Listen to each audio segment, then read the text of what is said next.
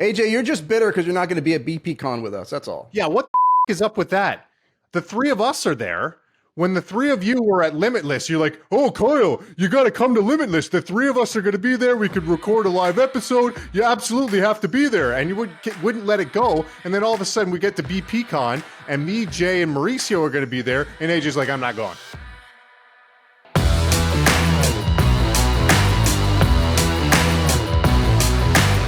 Welcome to Drunk Real Estate. Grab a drink and enjoy the show.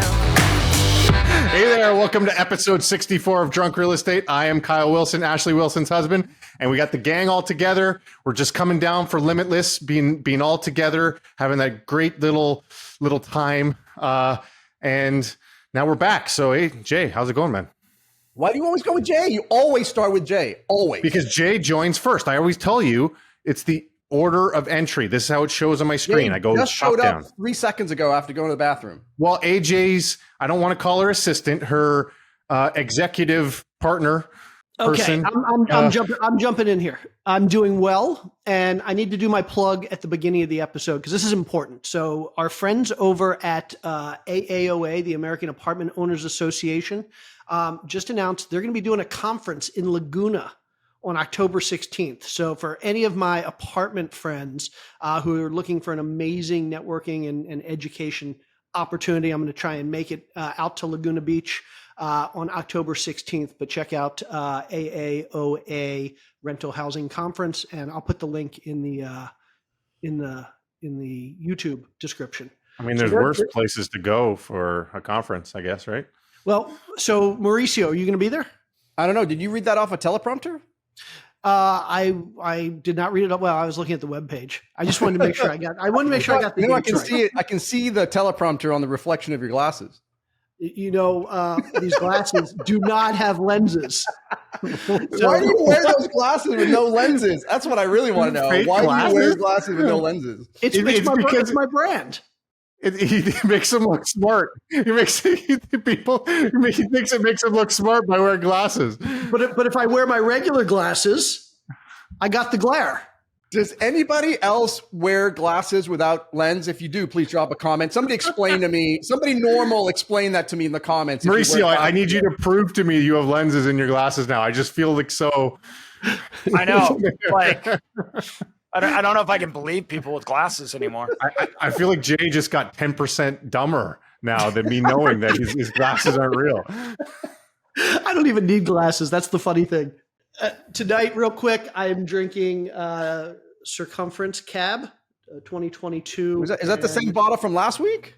It is not. I told you. Costco is having a major sale on this thing, Costco. and I bought a case. So I'll be drinking this for the next 2 months or so. There we go. It's going to be super interesting. I don't know if I'm going to have to ask you anymore. Mauricio, what's going on, man? It's good to see you, by the way. I feel like I haven't seen you forever. It's good to see you at Limitless. It was great to see you at Limitless. It was good hanging out for a little bit, but not as good as me really dominating first week of fantasy football over your team. It was a lot of fun to just come in, win the draft right off the bat, and then just whoop. I don't even know the name of your team, but it was nice to just have the victory under my belt for week number one, especially against you, Kyle. So I'm doing really good. So you're in 2 leagues with me. How did you do in those 2 leagues? Did you win both of them? I didn't check the other league. I just checked the main one, which we've been there for many years. Because you lost badly in the other one, and I'm in 5 leagues, and I was 4 for 5. And even against you, I put up 117 points. So I'm not too worried about it. Are you drinking over there? I am drinking this is like I'm drinking the Lorenzi. Lorenzi's obviously a local, not obviously, it's one of my local producers. Lorenzi Fusion, very delish. It's a casual barbecue Pinot delish. Awesome. AJ, how's it going, man? It's going. Rocking it. Appreciate the hat, by the way. I thought I'd rock it for you. Oh, for this, heck yeah. For the Cedar Creek Capital. There it is. Nice. Look at that. Good. Nice enough to give me a hat. You actually you're willing to give me like 10 hats if I really wanted them, but I'm okay. Heck yeah. With just one. We got tons of them. They're good hats. What are you drinking today? Classic. Back to the red Solo. Yeah, that's right. You're in a warehouse back there. You get the brick background. That's right. Behind there, all it is Diet Coke and red cups. Okay, I'm going back to the bourbon. Little Angel's Envy. I just noticed how cool the back of the bottle is. It's got some angel wings on it. It's pretty awesome. So I'm going to throw that down. I also noticed as I tried to pull up how I'm going to introduce the next topic, someone fucked with my page here in the docs. And now topic 1 is the real estate crash 50% in 2026, 2027. And topic 2 is the economic update. How did that happen? Who did that? What happened there? I don't understand how you guys figure this part out. The title of this episode is literally real estate values to crash 50% in 2006, 2007, or 2026, 2027. And somehow Jay's economic update is the first one out there. Like, it makes no sense. So I'm like, so it's kind of like the appetizer. It's the appetizer to the main course. Everyone, they come for the title. Except it is the main course. It's 45 minutes. It's over half the entire thing. You always eat the broccoli first. You get the bad stuff out of the way so you can enjoy the rest of the meal. Yeah, people leave. The broccoli's there. They leave the restaurant. And so by the time the main course comes, everybody's gone. Somebody gave me a plate of broccoli. I'm out. I want to defend you, Jay, but this is pretty funny. They're all over you in your economic update. But here's the thing: no one will stick around for the economic update if they just get the value from the title in the first 25 minutes. Well, they're gone. You're the moderator, so I guess it's up to you. I'm going back. I had it prepped. I'd mentally prepared to tee up Jay. I'm going back. I'm not. No, I'm leaving. Secretively change this on me. I'm gonna leave the broccoli in the kitchen if that happens. I'm just gonna leave. Mauricio, when did you learn that we even had this document? You've never been in this document before in your life. That is true. It took me 64 episodes to find the document, but once I found it, dude, I'm owning it. I'm gonna have to read all my intros thoroughly. I feel like you're gonna Anchorman me. I'm gonna be like, now that he knows that it's there, he's gonna change it every time. Fuck you, San Diego. Because you're like a teleprompter reader too, so I can just change the copy. You won't even know, and you'll start reading, and you're like, wait a minute, this isn't what I wrote. This is something else. That's true. Okay, let's get the show on the road. Well, out of spite, I'm going back to the economic update. We're starting with Jay. We're doing this live. He's got like 4 topics. He's gonna rattle them off. But then at the end, he has some theory that he wants to lay on us about a shit sandwich or something. So we're going to do an economic update, and then we're going to talk about. Can I set a timer? Yes, set a timer. How many minutes? How many minutes does Jay have on his economic 15. update? Jay's got 15 minutes. 15? All right. Yeah. All right. Ready? Go. Like I tell my wife, I will be faster than you expect. Okay. Economic update. Let's start with what's coming up that's important. We've got tomorrow CPI, which is inflation reading for August. So by the time you're listening to this, unless you're listening at 7 a.m., if you're listening to this more than an hour after it's come out, we should have the inflation numbers for August, which is going to drive the next thing that's coming out, which is next week. The Fed is meeting to decide on a rate cut. And I suspect that as of right this minute, we're probably at a 1/4 point rate cut next week. But if inflation comes in weaker than expected, lower than expected, we could see a 1/2 point rate cut next week. So let's go. Get it going. Yep, those are the 2 big upcoming things. In the rearview mirror, the big piece of news was we had jobs report last week. So it was pretty flat.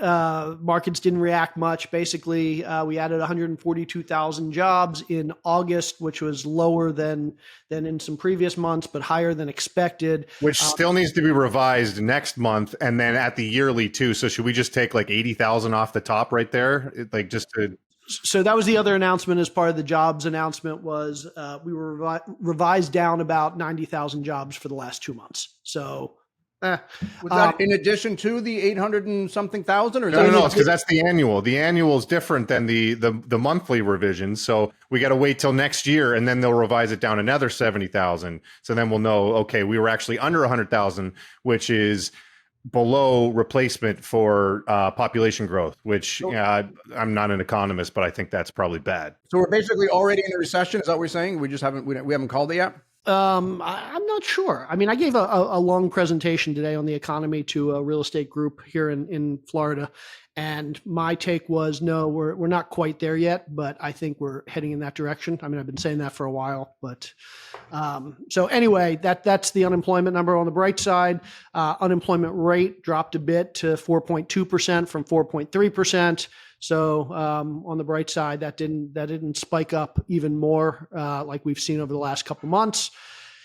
And that's But basically we still lost full-time jobs. So if you care about full-time versus part-time jobs, then we still lost those. Yeah, I mean, let's be clear. The job situation is a lot weaker than it looks. We've talked about this before, but my big thing is we still count gig jobs like driving for Uber or doing DoorDash.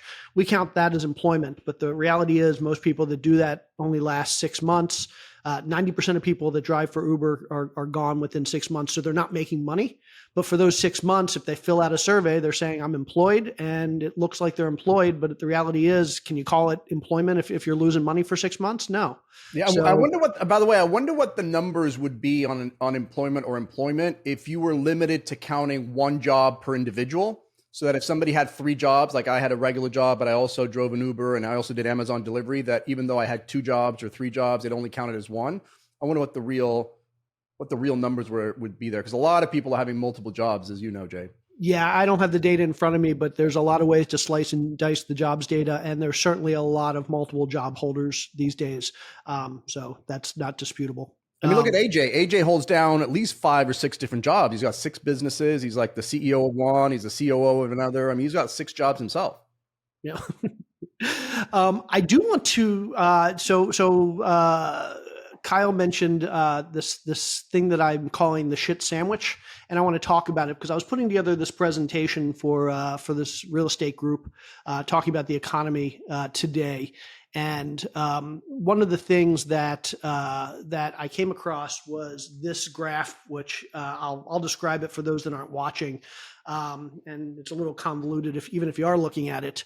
I've added a bunch of stuff, but basically what this graph is, it's the total net worth of the United States broken down by socioeconomic grouping. So there's the top 1.1% of all net worth owners. There's the bottom 50% at the top of the graph. And so basically you can see for the top 0.1%, the top 1%, the top 10%, the top 50%, and the bottom 50%, how much net worth or how much total net worth value of total net worth in the United States each group owns. And so not surprisingly, we've talked about this before, the top 0.1% is doing a lot better over the last couple of years. So this goes back to 2012, but between 2012 and now, the top 0.1%, the top 0.1% of people in this country in terms of net worth have increased their net worth by about $3 trillion. And we also know that the middle class has been shrinking. And according to this graph, basically the 50% to 99.9% group over the last 12 years has dropped about $6 trillion. But the interesting thing, and the thing that I hadn't realized or I hadn't really thought about or looked at the data, is that the bottom 50%, those people that are struggling, a lot of them are in poverty, a lot of them are minimum wage workers, or they're on disability or welfare or some other social programs. What we have seen with the bottom 50% over the last 12 years, surprisingly, is they've added even more in total net worth than the top 0.1%. They've added $2.8 trillion to their net worth in the past 12 years. And so if you look at this graph, and again, I'll describe it if you're not looking at it, but basically at the top of the graph, which is the lowest part of the socioeconomic segment, they're doing relatively well compared to the country over the last 12 years. And if you look at the bottom of the graph, the top 1%, they're doing relatively well compared to the rest of the country. And then everything in between, the middle class, is what's getting decimated. And this is kind of what I refer to as the shit sandwich, because you got the very top is doing great, the bottom is doing great, but then in the middle, it's just all going to shit. And it's just interesting to realize that we've talked before about this kind of this tale of two economies, but in reality, it's a tale of three economies. We've got the very top, the very bottom, and the middle. And surprisingly, the top and the bottom are both doing well while the middle is getting decimated. And we're seeing the middle kind of either getting pushed down or pushed up. But the middle itself is disappearing.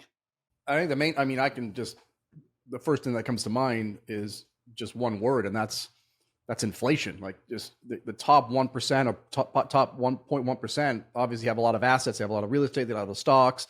And when you have inflation, like it's happened lately, even at your 2%, even at the nominal inflation, it's the asset prices that go up. And in the middle class, they don't own assets. They don't. Maybe the 401k. I don't know where 401k fits into that. But obviously, inflation definitely helps folks that have assets, and as those assets continue to inflate, they're going to continue to do better. Sorry, just to clarify, that little sliver at the bottom, was at the bottom 50%? Literally the bottom 50%. So the bottom 50% in 2012 owned 0.4% of the total wealth in this country. It's now up to about 2.5%, which is still small, but it's a tremendously large increase from 0.4% to 2.5% over the past 13 years. All right, you ready for my controversial take? Absolutely. All right. I think it's returning to normal.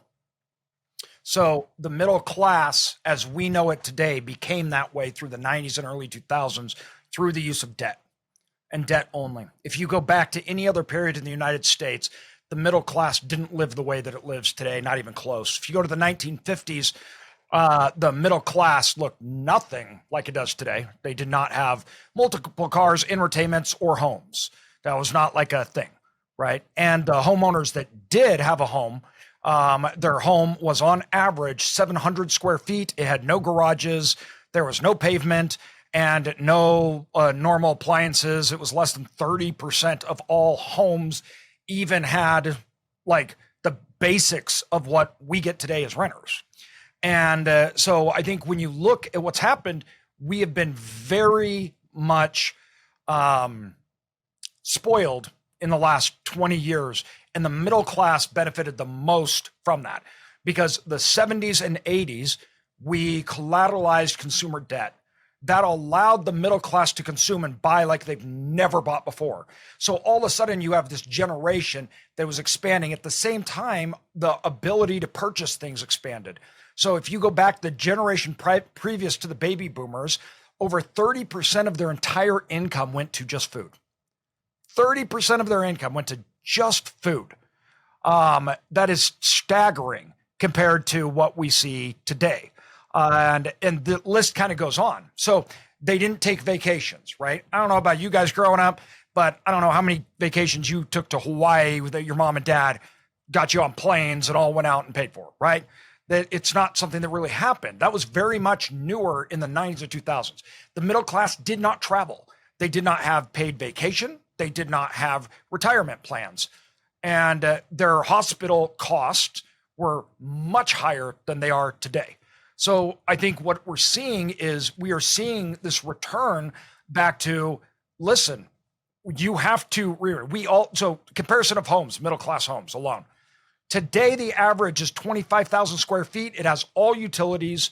We're talking marble, it's 2,500 square feet. 2,500, yeah, sorry. But unimaginable, the middle class home today, just in size, bedrooms, is the equivalent of the top 1% 2 generations ago. Not to mention, the families were double the size then. 700 square feet at double the family size. So I honestly believe what we're seeing, inflation, right, has gone up. Debt payments and interest rates, rising interest rates will affect the middle class more than anybody, period, because they utilize it the most. They have decent incomes and they can leverage. And I think what we're seeing is a reset. And I think we're going back to more traditional things on fundamentals, where we went through this boom period of the 90s and the early 2000s, and the biggest boom happened through the middle class. And when we started collateralizing homes and home ownership and participation, right now, millennials and baby boomers own staggering amount more homes than anybody did prior to the 1980s. That wasn't something that owning a home and having 2 cars wasn't even an American dream back then. That wasn't even something people thought was an American dream, because even then it was so unattainable. So I think that a lot of this is a pullback off of a generational boom that was largely fueled by debt. And we are still reeling from 2008 and trying to come back to reality from it. So you hit the nail on the head. I actually went and the data I just showed was back to 2012. I had a chart that goes much further back, but it wasn't what I was trying to show in my presentation. But if you look much further back, exactly what you said, AJ, is that there is a tremendous correlation in the middle class success and growth and contraction with inflation. And so during periods of high inflation, what we see is the bottom and the top. We see the shit sandwich. During periods of high inflation, we see the bottom doing much better. We see the top doing much better. We see the middle doing much worse. During periods of low inflation, just the opposite. Things start to return, well, depending on what you want to call it. So explain to me the bottom then. I don't really get the bottom, because when I first looked at this, my first thought was, well, okay, like I just looked up the numbers and the bottom 25%, the median net worth of it is only $3,500. So then I'm like, oh, that's just math then, right? You get a check from the government for $600 and your net worth $3,500. Your net worth just went up by 17%. You know, except you spend that money. They're spending. The people at the bottom are spending all their money. But everyone's been getting, you know, a bunch of handouts over the last few years, and it affects the lowest the most, right? Like a $600 check to us is not going to move the needle, but a $600 check to someone who's, you know, only making $3,500 or $35,000 a year, that's going to move the needle. So I guess that's what I maybe attributed to originally. But if you tell me going back further, that in periods of high inflation, when before this was kind of the playbook for the government to just print money and give it to people, then like what's the explanation the problem there? is, if you go prior to that, there wasn't the social nets like we have today. So the reason the middle class gets slammed is they have no social nets, and yet they don't have the things of the rich. So they get the highest taxes, right? Yeah, but why doesn't the poverty class get slammed too then though? Because they have social nets. They don't get slammed because they don't pay for their food and housing, which makes up makes up the biggest cost. Since 1990, guess how much consumer spending of the average American went up? 150%. Right, but this, like, we're not, so sorry. I kind of misspoke when I said just poverty class. Like the graph that Jay showed, that was bottom 50%. So poverty class is only 20% below. We still have 30 to 50%. And, you know, poverty in the United States, though, is like when you think of poverty and what poverty is qualified by the government is probably very different. But the average net worth of the bottom 50% goes all the way up to 51,000. So that's someone who's built some equity in a house or something as well. So like, how are they all of a sudden growing their net worth? Let me see if I can bridge the gap for you, Kyle. I'm bridging the gap, but that's an important point that Kyle's kind of bringing to, which I was going to bring about, is like, if you start using, we should probably define things, because if you start defining things differently in one area or the other, I mean, I just pulled it up. I mean, middle class, 52 grand to $155,000. I mean, I don't think too many people think of somebody making 150 grand a year as middle class. Like I think of middle class, somebody's making 70 grand, right?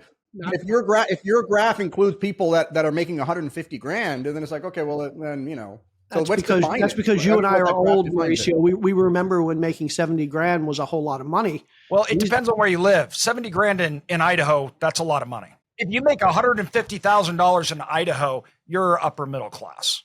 Mauricio, would you rent your garage to someone to live into who made only 70,000 in California? They probably wouldn't qualify, right? 3 times income. The self-storage rates are so high, I need my garage for self-storage. Mm-hmm. So to answer Kyle's question about like how are they building their net worth, I'm throwing up another graph here. So the previous graph was net worth and how that's grown. This graph is wage growth over the last 4 years by each of the 20% classes. And what we see here is that, and it's even more staggering in the bottom 10%, but the bottom 20% of wage earners, the bottom 20% of the socioeconomic class saw real wage growth. So adjusted for inflation of 9% over the last 4 years. If you go to the bottom 10%, so those in the lowest 10% of the socioeconomic spectrum, it's actually about, I read 13.2% real wage growth. So those at the bottom are seeing tremendous wage growth. Now, where is that coming from? I'm guessing a lot of it is minimum wage going up, and other types of low non-skilled labor that has been difficult to hire for, and so we're seeing higher wages for this non-skilled labor. But as you go up the socioeconomic class, you go to the top 40%, and now we're at about 7% wage growth. You go to the top 80%, and we're at about 5% wage growth. If you go to the top 20%, they actually saw wages go down over the last 4 years. So where we're bridging that gap, where the people at the lowest rung of the socioeconomic ladder are able to increase to some degree their net worths, is that they're seeing higher wages than all the other groups in the spectrum. Okay. The maths make it's getting confusing to me. I don't know if maybe the adjustment to where the cutoffs are, maybe like they don't keep up with the over the 10 years if they're growing at the same level of the net worth growth. But it's just that's a perplexing situation. That, I mean, Kyle, maybe you're just not good at math. I mean, it has been a while. All right. Any other comments? Did we keep it under 15 minutes, Mauricio? I gave up. I thought overall actually he's got 3 more minutes, but I thought he did a good job by keeping it short. So I'll give him a break. So we can move on to your. Yeah, see, Mauricio, this is the first time in a while where he's been excited to intro a topic. So I attribute him wanting to go first on that just because he's so amped up. So Mauricio, no, it has nothing to do with that. The debate starts in 90 minutes, and he's just itching to get out of here so he can go watch he wants the debate. I get it, dude. I couldn't give a rat's ass. I forgot it was actually we didn't even talk about. I tried to go to the debate. The debate's down the street from me in Philly. Right? Oh, really? Yeah, but it's there's no audience, so there's no audience? I was a little bummed about that. No, yeah, no we're audience. not doing audience. No. All right. The Trump effect. All right. Well, instead we're talking about real estate values crashing 50% in 26 and 27. So instead of me going through it, I had a whole thing, but Mauricio seems like he wants to go through all the topics. He's really excited. I'll let you take it away, Mauricio. I just thought this was an interesting thing. I was watching. There's a podcast out there called One Rental at a Time that's a little bit bigger than ours. So if that upsets you, just like and subscribe to get this podcast bigger. But Michael Zuber, sorry, is out there. He had a gentleman by the name of Jonathan Twombly, who I actually know not fairly well, but I've interacted with him quite a bit, and he's a really smart guy, multifamily guy. He's been kind of a perma bear, but he's saved himself a lot of trouble over the last few years on the multifamily space. And they came out with really aggressive statements, basically claiming or predicting that commercial real estate, specifically, I think they're talking about multifamily, they anticipated it crashing 50% by the year 26 and 27, which, I know probably most of us here don't think that, but again, coming from, two people that I have a respect for, I've met them before. They're smart folks. I figured, let's dig into it and let's figure out what their arguments were. And I thought it would be fun if I just go through them and then we can all comment if whether we agree or disagree on their assumptions or their premises. I thought that would kind of be a cool thing. I don't normally trust your judgment, Mauricio, but yes, Michael's a smart guy, and I've heard Jonathan's a smart guy as well. So and, in this case, you get the benefit of the doubt. Yeah, and actually, Jonathan was on my podcast, and he's anyway. So the first argument that they make was that there's this debt maturity cliff happening in 2026 and 2027, which is, as we've talked about in the podcast before, there's a lot of bridge debt that's coming due, and those bridge loans were originating in 2021, 2022. They're usually three-year loans or 3 to 5 year loans, and so they're basically saying these are going to come due basically in 2026, 2027, at which point there's going to be a wave of loan maturities, triggering defaults, and forced sales. There's a lot of truth to that, so I'll give you my 2 cents, and I want to circulate around that. I mean, as everyone should know by now, 2021, 2022, a lot of people, if not all of the folks in multifamily, were taking out bridge debt because conventional loans just didn't make any sense. And so a lot of these 3-year loans, bridge loans, they did have 2 1-year extensions, but essentially were 3-year bridge loans where folks took these loans that were going to mature in 3 years with the idea or the goal of refinancing in 3 years once they did their value out or whatever. And then, of course, with interest rates going through the roof, here we are 3 years later, which is now 2024, 2025, and they're having a hard time, refinancing or getting out of it because the property values have dropped 20, 30%. The one thing I will say about that is that I was talking to one of the big lending companies, James Engs, who's the national director of Old Capital. He was telling me that 95% of lenders are actually extending those loans because the banks don't want the properties, right? They literally don't want it. So as long as the property's earning income, it's got net operating income, you're paying your loan, even though your loan came due and they'll work with you, right? And so they'll extend it to probably 26, 27. I don't think that's going to save multifamily at that point, but I do believe that they're going to continue to extend and pretend. I mean, the banks just don't want the inventory, right? So they're going to work with borrowers. As long as you're able to pay the loan, they're going to be extending that. So I think, the 26, 27, there's definitely going to be some inventory out there, but I think the banks, based on what I've been researching and people I've been talking to, they're going to be extending this thing, and it might just get extended to the point where 28, 29, they're just going to keep stretching it out until people are actually able to sell it, at a break even or even a profit. But anyway, what do you guys think about this debt maturity cliff and that causing forced selling and driving prices further even more? First of all, I want to jump in and say preface, because we did say these guys are super smart, and like I listened to, I don't know if you guys all listened to the podcast, but I went back and listened to it once Mauricio brought it up that we were going to respond to it. And I want to say you got 8 points here. I agree with 7 of the points for the most part. And other than that, I think what I disagree on is the severity and the effect of what's going to happen from what's happening that. And I also, what my premise also is, I think I have a confirmation bias that I have a theory of what's going to happen, and they have a confirmation bias and a theory that they're going to happen. And they say throughout the podcast that they had predicted before, like a year before, that they saw by now that there was just going to be blood in the streets and properties were going to be down by 50%. And so now they are kind of redoing their prediction and saying, okay, we weren't wrong. We were just wrong on the timing. And and I think the line that they said, they didn't anticipate the extent of the extend and pretend method for everyone. And so that's why they believe their previous theory was correct. It's just been pushed off to 2026. So I want to start off and kind of frame it with that. As far as talking about this debt maturity cliff, yes, if you look at it, and the premise is completely correct. There was a lot of loans. It was the most in history were taken out during that time, the 2021, 2022. What the context isn't, because they didn't really give any stats on it, is that's still only, and it was tough to find the real numbers, but by the numbers that I've seen, that's still only like 30% of loans are maturing between now and 2027.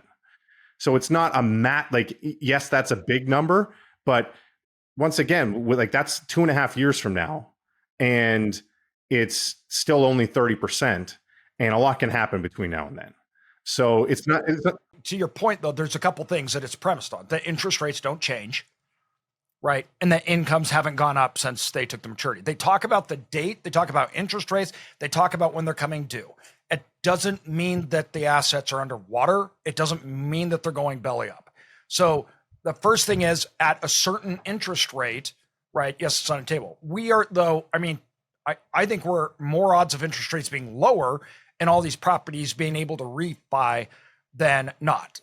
I think that right now we're talking most properties that we see, even when we're looking at distressed properties, there's so much capital sitting on the sidelines to pick up distressed property. It's unbelievable. So you would also have to take out of the fact that nobody, not investors, even want these properties. And that usually means that they can't get debt. That's what happened in 2008. Everybody says, oh, it's like 2008, interest rates went up. It's 2008 happened because interest rates went up and the banking system failed. So you couldn't get money. So loans couldn't roll over, right? And there was nothing to dispose and liquidate assets. Well, and that's an overarching theme with when they're talking is I guess all of the things that they say make sense. They just kind of all have to happen for it to all snowball and hit this assumption that they're going to do. And so I guess you can actually look back and this like wall of maturities, like it's not like this is the first time this has ever happened, right? So you can go back as early as 2015 to 2017. They said the same thing. Oh my gosh, we have this wall of maturities because people all of a sudden coming out of the 2008, people took all these loans. And, when things started to get better, and we have this wall of maturities in 2015 and 2017. Well, it wasn't a bad market at the time. And so it kind of just came and went. like people were able to refinance. Yeah. Well, and the largest amount rolling over is this year. This year is the biggest amount. Can we put this into perspective? So there's just over one, and this is based on CoStar data. There's just over $1 trillion in multifamily debt. I think something like 1.1 or 1.2 trillion dollars, and I think it's something like let me look here. I have it in my notes. And are you sure you can read that screen, Jay? Because like your glasses look like they're not working. So 525 billion of that is set to expire over the next 5 years. So we're talking about $525 billion in loans. Next year, it's 150 billion. In 2025, it's 150 billion looking to come due. It's a big number. Don't get me wrong. 150 billion is not a small number. But to AJ's point, I think it was AJ who just said this, we've got $300 billion sitting on the sidelines in commercial for commercial real estate right now. And so even if every single one of those properties were to get foreclosed on, there is twice as much of that amount sitting on the sidelines waiting to gobble up these deals. And so while at what price though, Jay? At what price? That's the argument. Like, yeah, they'll pick them up at 30% lower, 50% lower, because that's what the debt allows right now. Well, so what we've seen from lenders so far, the properties that they're taking back, they're not selling them at tremendous discounts because they're able to take them back and not be out of pocket too much.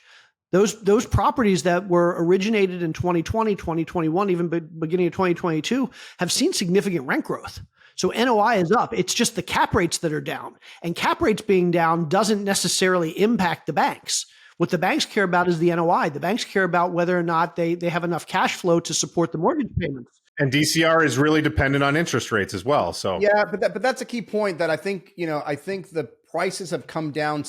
We've already found equilibrium, I guess, right? So the prices have come down. They came down 20% really fast. We've talked about that in the pod a lot. And over the last couple of years, it's pretty much stabilized. But given the current interest rate environment we have, it works at 20% below peak. Now, the problem is the LPs in a lot of these syndications have lost their money, but from the bank's perspective, they've got that 20%, 25% buffer, so they're cool. The one thing I will say, though, AJ, to push back a little bit about your interest rate, though, and they did bring this up in the podcast, and I agree, is that I don't see a world, and maybe it doesn't need to be, but I don't see a world where interest rates come down to the same level of 2021, 2022. No, I've been saying that. I don't think they'll ever come back down. That 10 years since after 2008, I believe, honestly, was a fluke. And I bet you we will never see it again. I disagree. I think that's now in the playbook. It's kind of one of those things where like that's now in the playbook for the Fed and the government.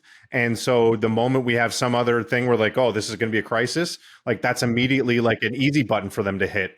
And but the problem with that is that, okay, like you have to consider why are they pushing that easy button, right? Like what's the state of the economy? What just happened? Even if they do, and even if you're right, Kyle, what I'm saying is we don't need it. We don't need the Fed to come in and drop it to zero. Like the markets still move at today's interest rates. People are buying deals. My assets have equity and we're growing. We're buying more, right?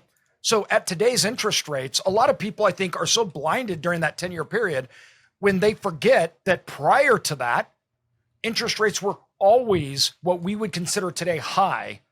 And the assets moved. They traded. That was not something. It wasn't the world is over. So we don't need that for properties. I'll help Mauricio out to move on to the next one then, because the argument against that is basically you're saying it's working right now. Well, if it's working right now, the reason it's working is you have so many of these people who are extending and pretending, right? Like they're actually underwater. They're actually things aren't working, and they're just getting by until because they hope that things are going to get better, rates are going to come down, and values are going to go up, and they'll be able to exit. Yeah, I mean, I was going to skip two because I kind of talked about one, but the second argument was the extend and pretend strategy, where lenders have delayed addressing distressed properties by extending loan maturities, and they argue this only postpones the inevitable, right? That's the argument. Like you can only extend and pretend for so long. Really, why? What's to stop them from doing it for the next 5 years? The argument would be, look, these are at most 5-year loans, right? They're 3-year bridge loans plus 2 1-year extensions. But again, to AJ's point, these properties are cash flow, not only cash flowing, they're actually NOI positive. They've got the debt service coverage ratio above 1. They may not be giving distributions. They may not be in great shape, but they've got enough cash flow being produced that they can pay off the loan. And we're seeing that the vast majority, almost, like I said, 95% of these lenders, if that's the scenario, they're going to extend. The question becomes, what happens when you get to the end of that 5 years? I guess there's nothing preventing them from refinancing. But at some point, and this is why they're all kind of connected, because it's extend and pretend, but also declining property values. I mean, if your property's declined by 20% or 25% from when you acquired it, at some point you have to refinance that debt or sell, right? And even if interest rates come down a little bit, even if the Fed funds rate goes from 5.25% to 4%, it's not going to go back to where it was before. I mean, Kyle seems to indicate that maybe it is. But if they don't go back all the way, that means they're going to have to refinance at an interest rate much higher than when they acquired it. And well, no, so it'd be like you can't have it both ways though, because you can't say that all of these are bridge debt properties that you're getting on bridge loans and then saying we're not going to be able to refinance at the same rate. These bridge loans are at bridge debt rates, and so even when you had bridge debt rates, those were higher interest rates than fixed rates back in the day. So you'll be able to refinance to, as long as rates come down even just a little bit, you should be able to refinance into a similar rate. But if your property is down 25%, can you refinance if your property value is down 25%? I know cash flow's up. I know you're still servicing the debt. The rents are good. Occupancy is great. But your property values and refinances aren't like they don't do it necessarily. They do factor it in cap rates. So I don't want to get quoted on saying, oh, cap rates don't matter in a refinance. But if what you're saying is that NOIs are doing okay, if NOIs are doing okay and NOI growth you've seen NOI growth since 2021, that means, and then the rates have come down or stayed the same, then as far as the bank is concerned, then that value as a loan perspective has gone up. Yes. So the only way this argument works is if NOI came down and or rates have gone up. And if these were bridge debt, then bridge debt was high rates anyway to begin with. And there's no buyers.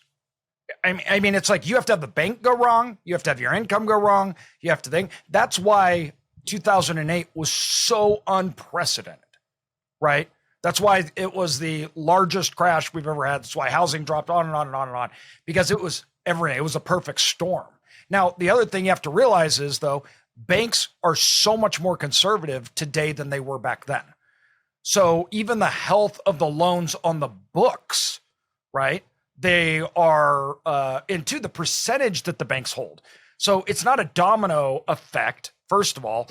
And then if it's not a domino effect that means that there's an open market. 2008 happened because there was not an open market.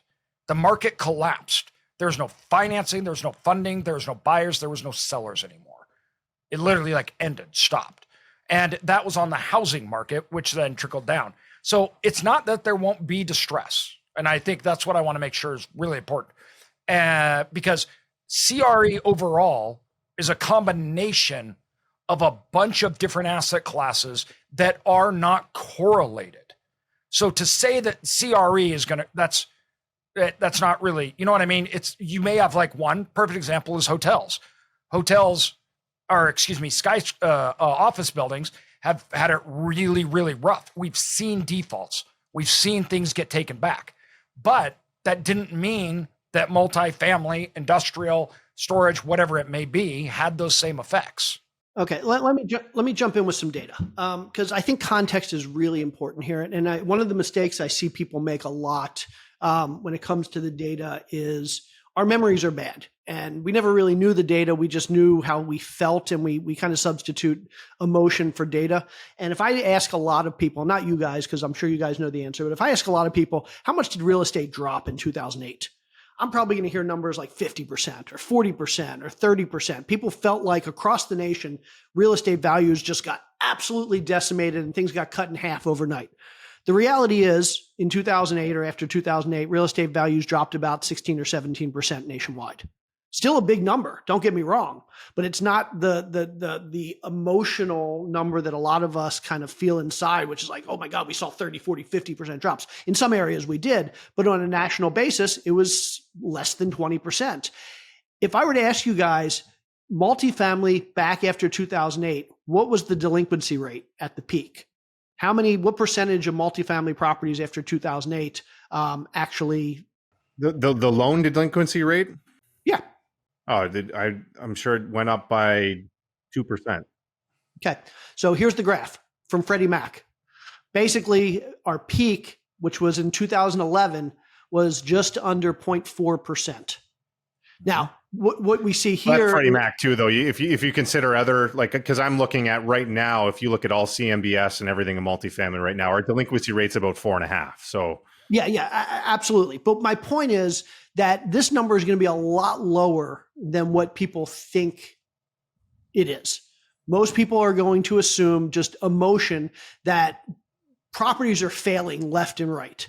They saw one on a headline. Exactly. And if I tell somebody that 0.45% of Freddie Mac loans are being foreclosed right now, people would say I'm nuts. If I were to tell people that it's 4% of all loans, including bridge and CMBS, people would tell me I'm nuts. It's got to be higher than that. But the reality is that we substitute our emotion for the data, and the data is often very different. And in this case, it's very different. There's not that many. And let's say it even went to 10%. Again, we're talking about $150 billion next year. If we saw 10% delinquency or 20% delinquency, that's 15 to 30. And keep in mind, delinquency isn't foreclosure either. Delinquency is just missed payment. Yeah, let's say it is foreclosure. Let's say we see this unprecedented 20% foreclosure rate. 1 in 5 properties gets foreclosed next year. That's $30 billion. That's a drop in the bucket. That's 10% of the money sitting on the sideline, ready to scoop those properties up.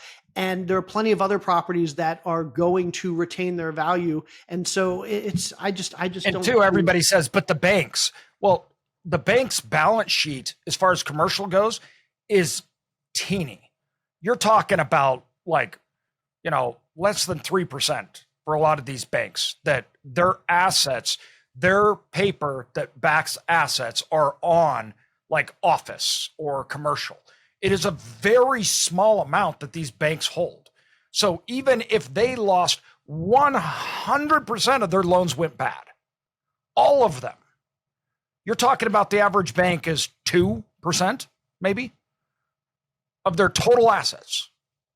Yeah, but no, I don't think the banks are in it. But Kyle, you're the underwriting expert, and so let me ask you something, because you guys are 10 times smarter than I am, but I want to make sure that we're on the same page here. Because let me give you a basic example, and let me know where my analysis is faulty. But like if you bought a $10 million building, right? You're an apartment for $10 million, and you got an 80% loan on that, right? So you got an $8 million loan on it, right? The property loses 20%, so now it's worth $8 million. The bank's cool. The bank lent $8 million. The asset's worth $8 million. But now I've got an $8 million building and I have to refinance. The bank's only going to loan me 60, 70, whatever, 80% maybe. It may only loan me $6.5 million. Like, how am I going to get a refinance if my property's worth $8 million, my loan that's coming due is worth $8 million? How am I going to refinance my way out of it unless the values go up? The basis of the extended pretend is that scenario you're giving right now is happening right now. And so the idea is, let's extend this out, and multiple things can happen. The first is, we assume that we're going to get rent growth, and we're starting to see rent growth anyway. And there is, there's this theory, and I know you're probably going to hit on it later, about, we have all these, these properties are coming online right now. Well, it turns out that glut of properties that were coming online, we had this theory, on this podcast, that a lot of those were permits being pulled, not necessarily followed through with. It's not nearly as bad as it seemed. Not only that, next year, it seems like that's going to fall off, or we're going to use the cliff thing. It's going to fall off a cliff again. So we're seeing all these different things as far as rent growth and NOI growth, that things are getting better there.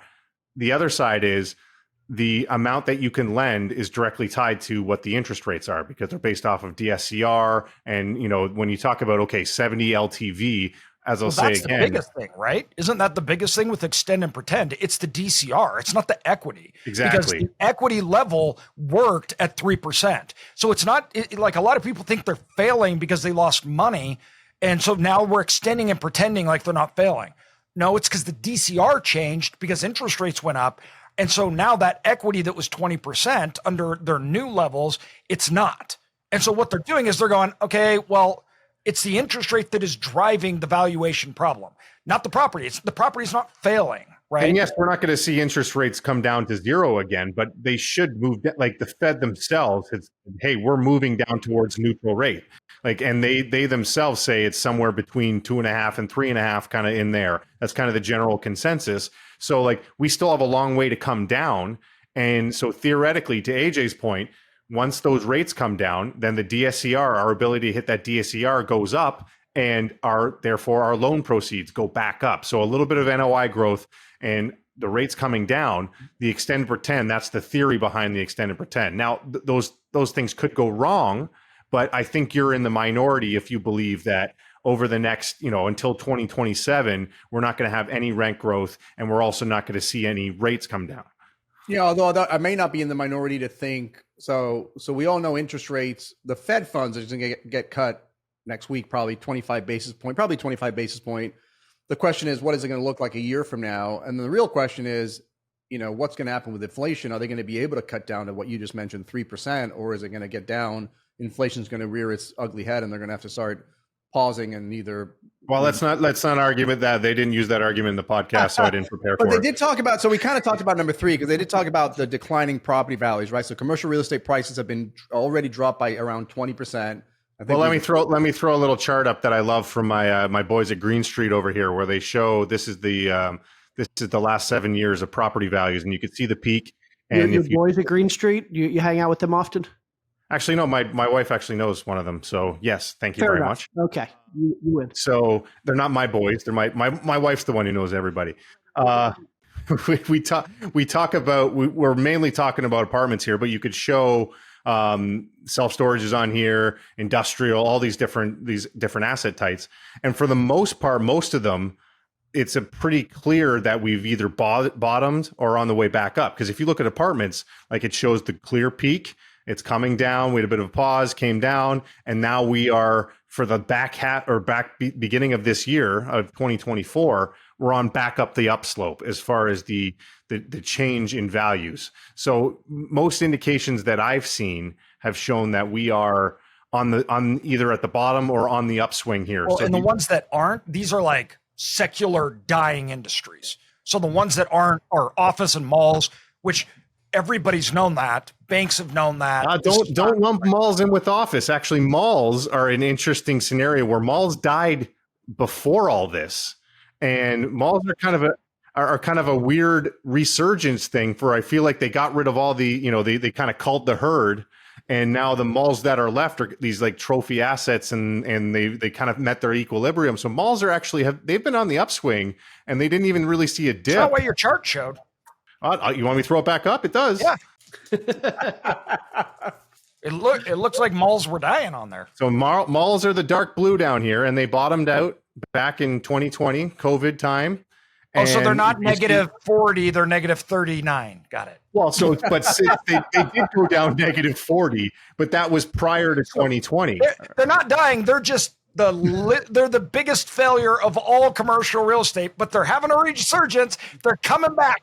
The difference is, AJ, they already died 4 years ago, and now, like a phoenix, they're rising from the ashes, and they're making their way back. And they're down almost beat office in the biggest they're failure. down from negative 40 to negative 35 now. So, but that's still a 5% growth.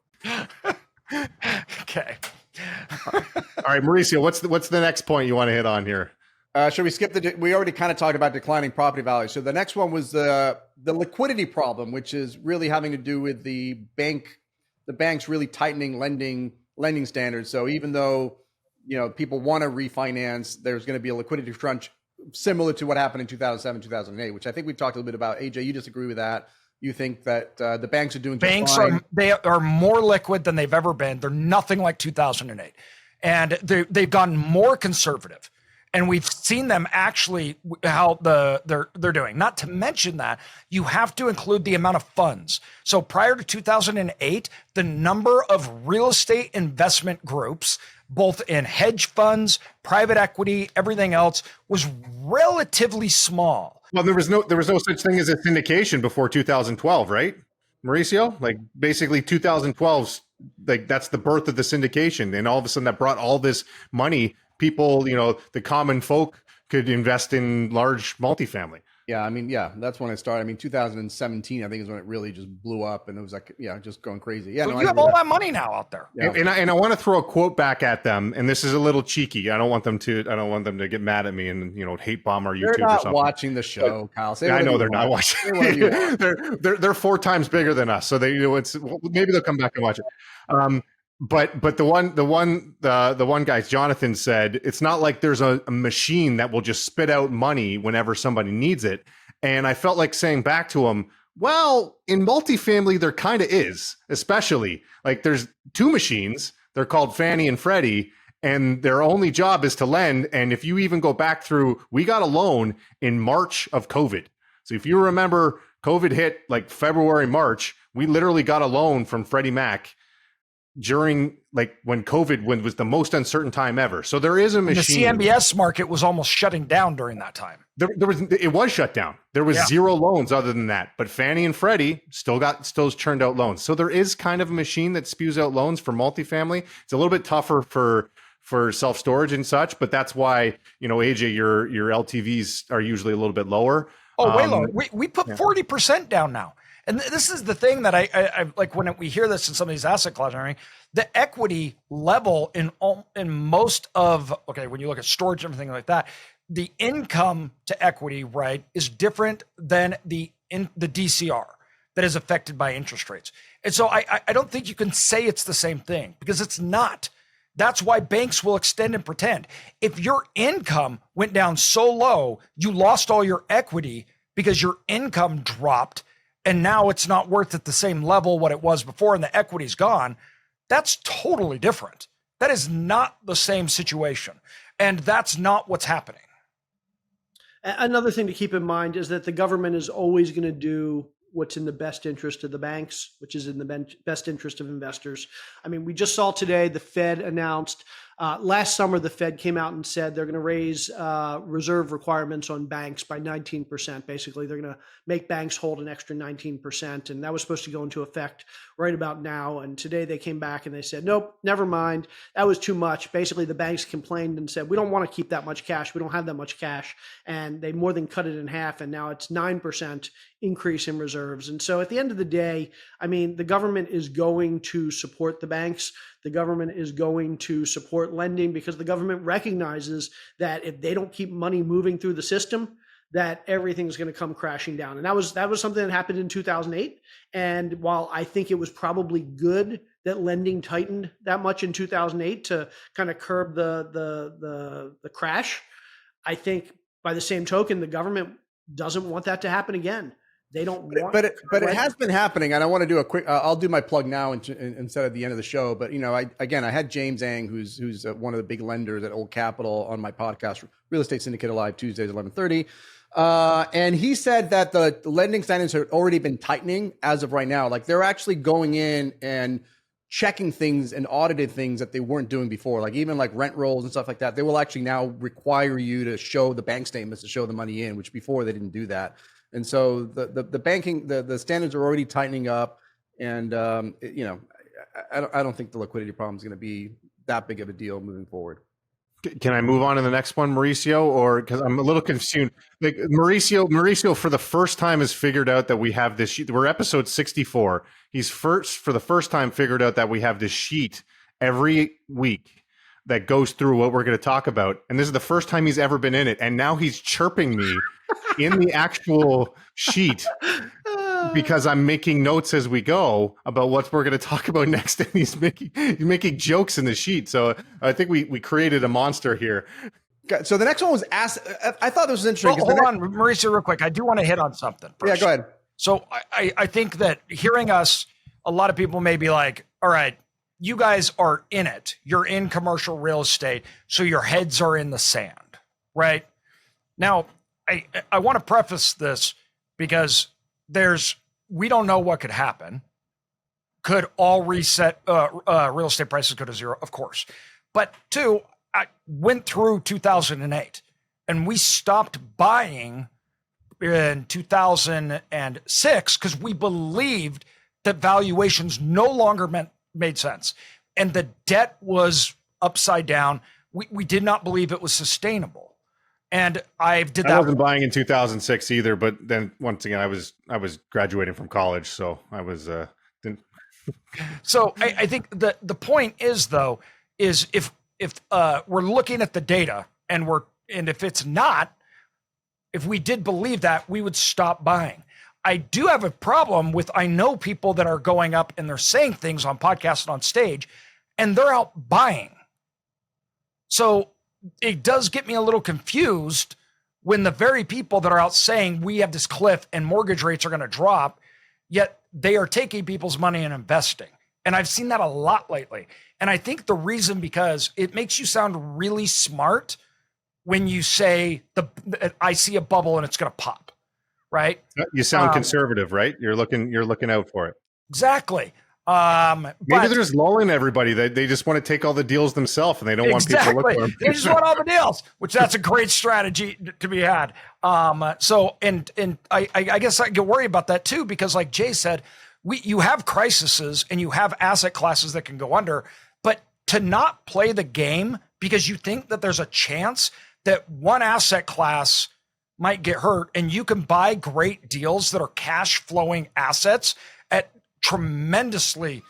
We bought a deal at $39 a square foot in a city of 2 million people, over 50,000 net rentable square feet. It cost me $80 to replace that asset.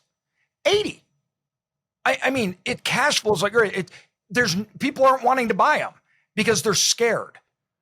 And I think that you really miss the boat when you do that, because you don't know what's going to happen. And that deal will make sense whether the market's up or down. So I just want to preface that with, it's not that we have our heads in the sand. We're always looking for bubbles, and we're always looking. And like we said, out of those points, a lot of those points are correct and we believe in them. There's just a few of the points that we think aren't. And because of that, once again, in total, all those points together, yes, real estate crash. But you start taking one or two of those out and you don't get that cascading effect. That's what we're saying. We're not saying. I guess that's why in the beginning I kind of brought up the whole confirmation bias thing, because there are people who have these theories that, it was going to crash, it's going to come down by this much, and you kind of search out reasons why. And I'll admit I probably do the other side, because I don't believe it's going to crash, and I believe we have hit a bottom, and I believe we have greener pastures to come. So it's most likely somewhere in between. It's kind of where we all fall. Can I also point out, if you're trying to build a name for yourself as somebody who is good at predicting stuff, predicting that something is not going to happen is a lot less valuable to your reputation than predicting something is. If I say you don't sound smart. Well, it's not just that, but if I say we're not going to have a recession, well, if we don't have a recession for 20 years, at no point can I claim victory. At no point can I claim, see, I was right, because you just said it's not going to happen. It may not happen for 20 years. But if I say something, if you say that it's going to happen and it doesn't, nobody cares either. But if you say it does and it does happen, then you get the clout. Exactly. Yep, I completely agree with you, Jay. Mauricio, I do want you to hit on the next point, though, because I thought it was actually a very insightful. I'm done. Why don't you just take it over? The next one is the easiest to refute. You just take it over, Kyle. Take it over. I'm done. Well, no, so the next one I want to talk is about asset. I'm trying to read my notes. You're in there messing around, and I can't. You literally just wrote in like size 25 font, "Fuck you, Kyle," in the middle of our thing. So I'm not the one being childish here. I'm highlighting. I'm suggesting I don't know what's going edits. on. I don't know what you want me to talk about. What you want to delete. I know we're running. We got probably 20 more minutes. So next week. Sorry. Stop. Next week. AJ, are you with me on this? I think we need to mute their microphones when they don't have the. I agree. We're doing the presidential speech, Jay. Yeah. We're going to mute microphones. I thought you were going to say Mauricio. We're going to put Mauricio on the moderating and see how that goes. If Mauricio is not going to continue, even though he was supposed to be in charge of this, the next one that I did want to hit on is asset quality degradation. And they did make a really good point. This one's a really interesting one, because there's a lot of different ways you can go on this one. So I want to address this one, if that's okay, Kyle. Go for it. No, I'm actually going to make one point, and then I'm just messing around. But I mean, I almost feel like when assets are degrading, and the argument is essentially that, because people are in trouble, that they won't be able to pay attention to the maintenance of the property. So the quality of the asset's going to deteriorate over time. And I'm like, great. Like that's what buyers are looking for. They're looking for value add properties. They're looking for things that are not great, that have some deferred maintenance, so they can go in there, fix it up, add some value, raise the rents, raise the occupancy, and make a ton of money. So why is that a bad thing? Well, it's a bad thing because banks now, if they later take it back and it's has a lot of deferred maintenance, it's distressed, they're not going to be able to sell it for as much, and they're going to lose more money. But here's the thing, and this I think is the easiest one to refute. Yeah, if an operator is doing poorly, he has incentive to do less. He has incentive to defer maintenance and to allow the property to get distressed. But most operators aren't going to give up as long as the bank isn't taking the property back.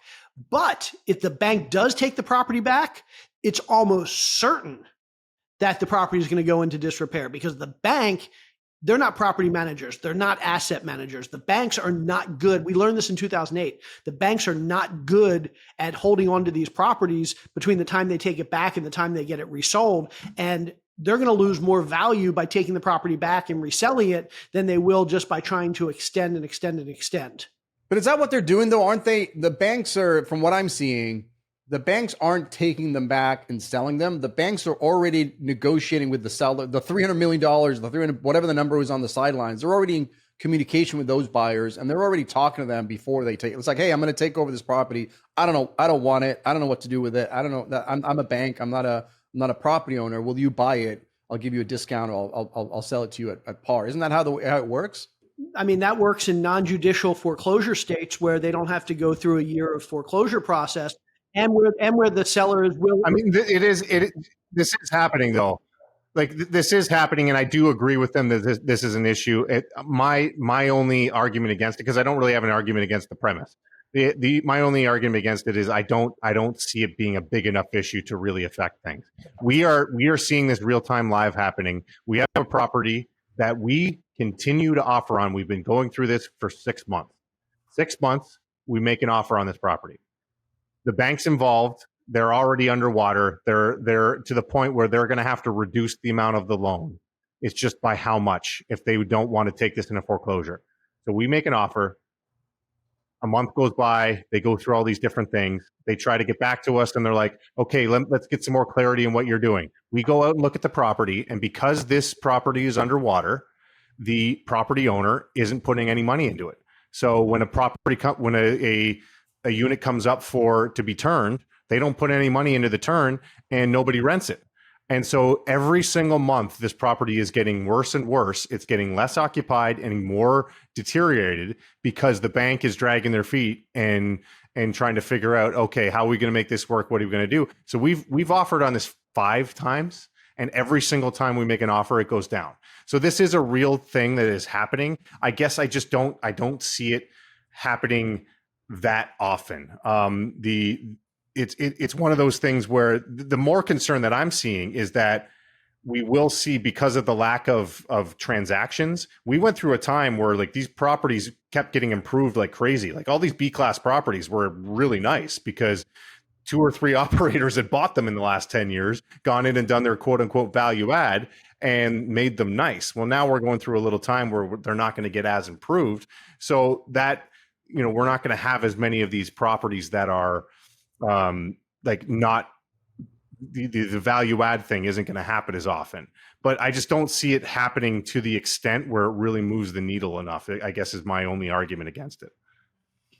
Yeah, by the way, I apologize for keep getting out of the debt. I've got 4 California Border Patrol agents surrounding my car down there, and I'm just wondering if they're, after 35 years of being in the country, they're finally coming after me. But it looks like they're coming after somebody else. But you've got until November 6th before you're deported. They're looking for Tyreek Hill. All right, you want to move on to the next one, Mauricio? No, I told you, I'm out. You said that, then I started to intro it and you took it back over. So let's go to the back one. We already, AJ and Jay already talked about investor and lender caution, investor caution, how much is sitting on the sideline ready to pounce. Well, the last one has to do with declining rents and lease issues. And, with the potential oversupply of Class A and Class B properties, combined with poor economic conditions, rents may not rise as expected. apparently that's wrong because rents are already rising and NOI is improving, right? So yeah, And then so the other thing I would say is I don't really have anything else to say. I just wanted to interrupt you. so I alluded to this before. There was this like boogeyman talked about, especially in multifamily in particular, that we had all these units coming online, and this number was based on permits, and all these permits were pulled, and especially the longer term ones that were looking out towards 2025. Those were just permits, right? Doesn't mean that they're actually going to follow through. So when you look at the revised numbers of completions that are supposed to happen in 2025, they've gone down by like 20% of what originally was thought, and it's probably going to go down even further. So this boogeyman that was supposed to happen in 2024, 2025, yes, we had an increase in 2024, but it's supposed to drop significantly in 2025. So that whole survive to 2025, I think, is looking a little bit better considering we're going to have another cliff of new supply dropping off. Yeah, certain markets, like I know Austin's a great example because Austin has so much supply coming on the market. The rents are really, it's not only rents are going down, the concessions are out of control. Like they're literally offering you 1 or 2 months free rent. But everybody that I've talked to is in agreement. That's a short-term thing. Like there's just nothing coming on after the next year or so. There's nothing coming online. And so it's definitely a temporary thing, if at all. Any final thoughts, Jay? Or Mauricio, you got anything else? Or are you just, the sheet's done and now you don't know what else to say? I'm just trying to avoid being arrested from all the Border Patrol agents. But no, I think at the end of the day, I'm going to echo what you said because that's my thinking exactly. I don't necessarily disagree with most of these things. I just don't see another 50% drop. Even if in best case scenario, you see a slight drop, you might see a little bit of a drop before it picks up. But I do believe if we're not at the bottom, we're super close to the bottom. I don't see another 50% drop or anywhere close to that. Even though I agree with a lot of these arguments that these gentlemen put through, I just don't agree with the conclusion. I think we're off the bottom, and I don't think it's going to be a meteoric rise back to the peak. But I think we're heading in that direction, and I think we'll have a slow sludging, whatever the word is, move upwards over the next several years. I think most of those arguments, to your point earlier, Kyle, are reasonable arguments, but they don't hold up when you actually look at them in context. I don't think any of them are large enough to derail the recovery. Yeah, and I feel like 5 of them have to come true in order for this to like snowball to the fact of it getting to 50%, I guess is my thing. Other than that, I'm drunk at this point, so proceed. But that doesn't mean that we haven't seen a significant softening anyway. And I thought this would be a good opportunity for the top 10 to go back at what we had looked at before and give a little update. And with the top 10 reductions from peak of all commercial assets. I thought at Limitless we agreed that we were going to axe the top 10. Is that not? Do you not remember that? We axed it the one time. You want me to every week do the like secret buzzword thing, and then someone has to drink? Like, is that going to be a new thing? That was fun. If you haven't seen that episode, that was a fun game. Yeah, it would have been more fun if Jay had said typically. Like Jay says typically all the time. I can't believe he didn't actually. You gave him a warning. He was watching out. He knew. That's true. He knew what his buzzwords were. Yeah, I can't say. I don't like if I don't say typically, then people say, "Well, you said this," and so that way I can kind of always say, "Well, that's typically true. It's not always true." If I was really being mean to you, Jay, too, I would have put in 100% because whenever you agree with something, really, you're always like 100%. That's another thing that you say. So. Hey, by the way, good news. The K9 units and the Border Patrol have left, and I'm not being arrested.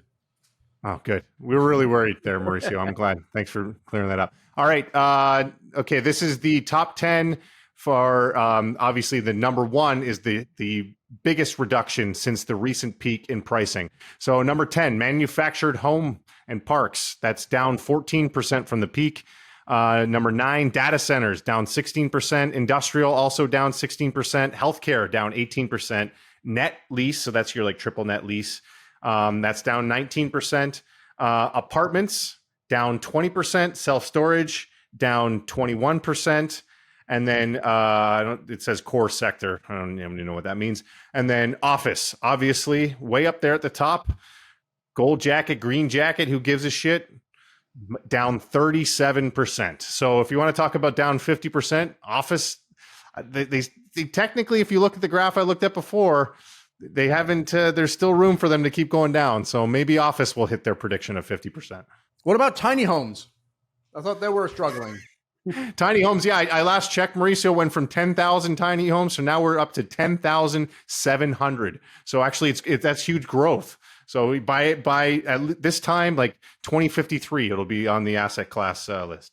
Let me tell you something. My prediction is that whoever gets into office next is going to recognize that tiny homes is going to solve some of our housing supply crisis.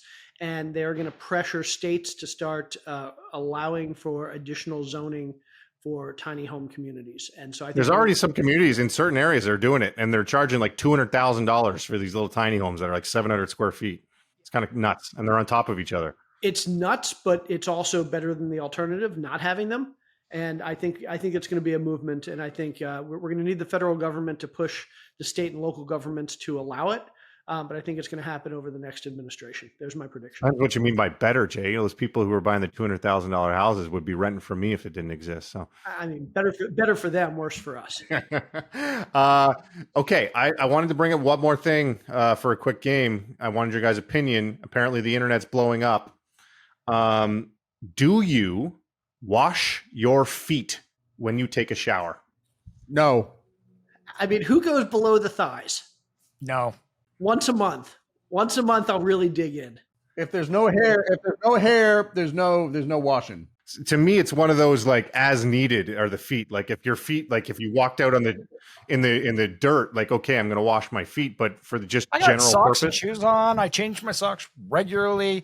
Yeah, you goes for a swim, take a bath or a shower, something like that. You want to wash I kind of them agree out. with Jay. Anything below the knees, like that's kind of like the soap gets that. Yeah. And I got long arms. I don't have to. I can almost reach. Dude, my at knees. our age, bending down that far down, it's just tough on our back. Yeah, Bending all the way down, like you're at risk of falling and breaking a hip. especially when you're standing in the shower and the slipperiness. Oh yeah. I mean, if I'm going to wash my feet, it's going to be, I'm sitting down and but yeah, I just pedicure every month. That's true. Somebody else's problem. It's like a car wash, right? Once a month, you got to go in. You can just get it all tuned up. It's good. I was worried I was going to have to argue with somebody on that subject. So let's go to plugs. Jay, you already did yours, so fuck you. AJ, what do you got? Yeah, I'm going to plug, I've done the book too many times, so I'm going to plug the podcast. Go check it out, AJ Osborne. Go over to the YouTube channel or any podcast you want. We appreciate you. Like, we're glad that you plug your podcast on here because I know that you plug this podcast all the time on your podcast. So like, it's good reciprocation. Mauricio, what's up, buddy? I already plugged Real Estate Syndicate Alive, Tuesdays, 11:30. Yeah, I saw that note in our sheet 4 times about plugging Real Estate Syndicator Live. So yeah, Jay Scott's episode on our biannual economic update is crushing. But yeah, check it out. It's on YouTube, Mauricio Raoul. And can I put a plug in? I mean, I'm literally working every day to create a daily newsletter that is branded with this group of people. Can I at least put it out there? I guess that's true. It's a plug that benefits all of us. So dredaily.com, drunkrealestatedaily.com or dredaily.com. Basically get your daily economics and real estate and political news headlines as it relates to us as investors every morning in your inbox. So go sign up, dredaily.com.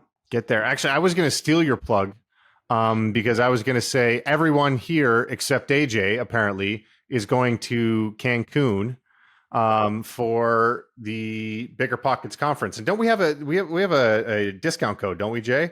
For anybody who wants to come join us, hang out with us. It's going to be a lot of fun. We always love to go to Cancun. Party? Are we doing a drunk real estate party in honor of AJ not being there?